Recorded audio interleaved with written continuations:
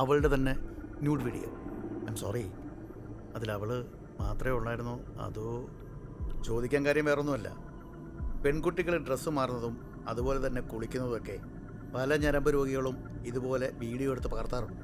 അങ്ങനെ ഒരുപാട് കേസുകൾ ഇവിടെ വന്നിട്ടുണ്ട്. അതുകൊണ്ട് ചോദിച്ചാൽ ഒരു സാറേ, സിനിമയിലൊക്കെ കാണുന്ന പോലെ ഒരു വലിയ കട്ടിലൊക്കെ ഉള്ള മേശയൊക്കെ ഉള്ള ഒരു മുറിയായിരുന്നു.